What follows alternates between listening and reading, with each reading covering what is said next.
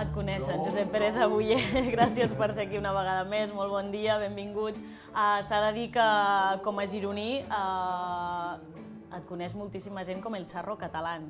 Sí. I que de fet aquestes imatges que vèiem de gironines no en tenen res perquè no són fetes aquí, sinó que vas creuar el que diuen el charco, no? Explica'ns una mica què són aquestes imatges que vèiem i que et sentíem en aquesta actuació en directe. Doncs mira, això és Cuernavaca, que és la capital de l'estat de Morelos, i la cançó és una ranxera, però també és d'un gironí, és de l'Antonio Mas. És una ranxera en català. Ell la va fer, lletra, música, i bé, és una de les cançons que vaig portar a Mèxic. Això, què és el que et va fer arribar aquell viatge a Mèxic? Perquè hi haurà gent que recordarà que ja fa uns mesos vam parlar amb tu, que precisament preparaves la sortida, però ara ja has arribat, ja fa temps, i saber una miqueta com et van rebre, què és el que vas viure, què és el que hi vas anar a fer i com et va rebre el públic, no? Perquè veiem que estaven més que encantats i suposo que potser el sobte, no? Que diguin, un català ens ve a Mèxic a cantar ranxeres, què està passant? Explica'm. Sí, la veritat, bueno, ells estaven, estaven molt a l'expectativa a veure com ho feia, perquè això de cantar algunes ranxeres en català els hi feia patxoca, no? A veure què hi ha. I la veritat es demostra amb el resultat. Me van atendre molt bé, vamos, podria dir tot. I en quant a les cançons, l'anècdota que jo voldria manifestar és que la primera cançó que vaig cantar no va ser una ranxera, va ser l'Emigrant. Per tant, imagina't a l'auditori del Jardín Borda de Cuernavaca i els hi dic que els hi vull cantar l'Emigrant. Motius, perquè en el 1939 ells, a partir d'aquí, moltes persones que van marxar del nostre país els van acollir. I jo vaig fer-ho en memòria d'aquelles persones, tot i alhora que se li feia un homenatge a la Gloria Lasso, una catalana de Vilafranca del Penedès que va viure els últims anys i va morir i està enterrada a la catedral de Cuernavaca. Per tant, diguéssim que ja el marc de tot estava previst que hi hagués alguna cançó en català. I doncs entre elles hi ha l'Emigrant, que no és ranxera, però jo la vaig voler portar com és la nostra terra. Per mi seria, els hi vaig explicar que era com un segon himne. I alhora, acabada la cançó, tenia preparat el mariachi darrere que havien de començar amb el México lindo y querido. D'aquesta manera, tots contents. Clar, quedava tot lligat, no? Sí. I a partir d'aquí els hi canto unes de les seves y la sorpresa es cuando els dic, mira, ustedes no van a entender lo que yo diga o cante, pero está hecho desde mi tierra con el corazón. I els hi canto A cara ho creu d'Antonio Mas. I aquí estaven així, però la reacció d'ells va ser bona perquè mentre jo cantava els anava expressant gestos. I això els hi va agradar. Això ho entén tothom, encara que la lletra sigui en un altre idioma. Aquest és el cas.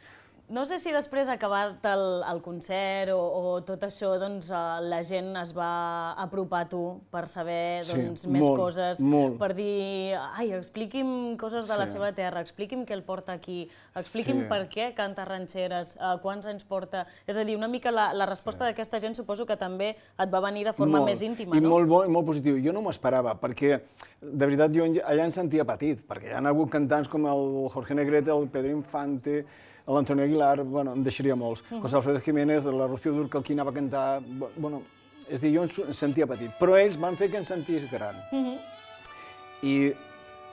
mira, això... A veure, què ens expliques aquí? És una ranxera traduïda al català. Es diu Amor de tots dos. Sí, sí, però aquest vídeo que estàs veient, aquesta actuació, aquest concert, és a Barcelona. D'acord. Això és el Teatre Arteria de Barcelona. Així és que... Per tant, et tenim a tot arreu una mica, eh? De l'experiència mexicana, Josep, diguéssim, què és el que tu t'endús? Què és el que tu aprens? Què és el que portes cap aquí? Doncs que la música no té fronteres. La veritat és aquesta. I que la gent, si tu hi vas, poses el cor i la cançó, doncs, la deixes digna, diguem-ho així, ni bé ni malament, digna, ells t'ho agraeixen, aquest poble. penso que a altres països que he anat també m'ha passat, i també m'ha passat aquí. En el cas de Cuernavaca, a Mèxic, sí que vaig portar una sorpresa molt gran, que va ser que entre el públic, a part que hi havia tot l'Institut de Cultura, hi havia el president de la Fundació Zabaleta. Jo no ho sabia. No ho sabia perquè si ho hagués sabut també hagués posat potser una mica nerviós. Millor, no? Sí, i la sorpresa ve després, que aquest senyor, doncs, quan m'estan fent una entrevista a la televisió d'aquest estat, doncs es presenta, va venir i em van entregar un reconeixement de la Fundació Zabaleta. Clar, tot això són sorpreses positives. Dius, ostres, si jo soc, me considero, no sé, petit, no? Però bueno, ells fan que et sentis gran. Jo penso que l'artista això ho agraeix molt. Tu sempre penses que ets el pitjor, però quan els altres t'han tractat també, doncs mira, ho agraeixes. A més, suposo que també per ells és una cosa molt sobtada, molt sorprenent i que és molt bonic que altres països s'interessin per la teva cultura, per tant... I estem en contacte, és que encara fa, a veure, del setembre, em van dedicar una hora i mitja de televisió, jo no ho entenc, allò, dius, home, una hora i mitja és molt de rato. Mira, sí et convidaven, com invitada especial, El Charro Catalán, aquest és el programa, no?, que deies? Ah, sí, mira, i aquesta és la filla de la Glòria Lasso, es diu María José Lasso, sí. Molt bé. I aquí et van dedicar un espai, suposo que també d'entrevista, i que, diguéssim, que milers de persones segurament seguien, no? Sí.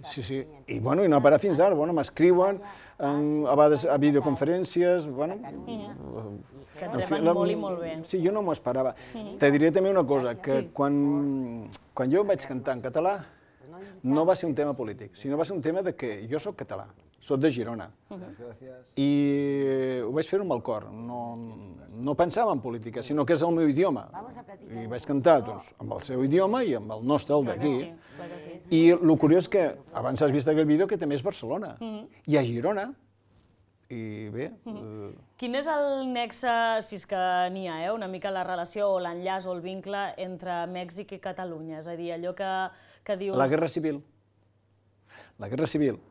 Hi ha molts catalans a Mèxic, i catalans i de l'estat espanyol. Perquè, posaré un exemple, el Plácido Domingo hi va cada any a cantar allà. Per tant, cantar ranxeres, És a dir, us recordaré que Rocío Dúrcal, que ja tothom la coneix, la Jurado, la Pantoja, María Dolores Pradera, grans cantants han cantat... Bertín Osborne, que em deixi cap, és que me'n deixaré molts. Hi ha masses, no? Sí, s'estan cantant. La Rosana canta El día que se hizo tarde. És a dir, Luz Casal va triomfar amb un bolero mexicà que es diu Piensa en mi. És a dir, que no ens queda tan lluny ni tenim tantes coses diferents, no? Que a vegades sembla que perquè estiguin a l'altra banda, això que dèiem abans del xarco, sembla que no tinguem lligams. Hi ha molts llaços, sobretot amb el tema de la música molts, perquè sona una cançó que es diu Granada, et sona? És d'Agustín Lara, és mexicana. És a dir, hi ha molts llaços entre aquest país i el nostre, de veritat, molts. A més, te diré, el Consolat de Mèxic, que està a Barcelona, i col·labora. Els concerts que jo hi vaig, que faig, doncs ella que s'hi pot i és o està a la cònsol o personal del seu personal de confiança. Quan tu arribes allà, com et presentes? És a dir, soc català, soc gironí, ho coneixen, els hi sona, no els hi sona, no ho sé, o què en pensen també del nostre país? La veritat sí que ho sabien, sí, perquè ells ho sabien per una raó, perquè jo a Barcelona vaig estar cantant en diferents llocs ranxeres en català, que per ser l'Antonio Mas, que és un... Antonio, et saludo. Ell m'ha acompanyat forces vegades. Per tant, això comença a Barcelona. I a partir d'aquí, quan anem allà, ells ja saben d'acabar. I a mi em van presentar com un cantant internacional. Jo, mira, gràcies.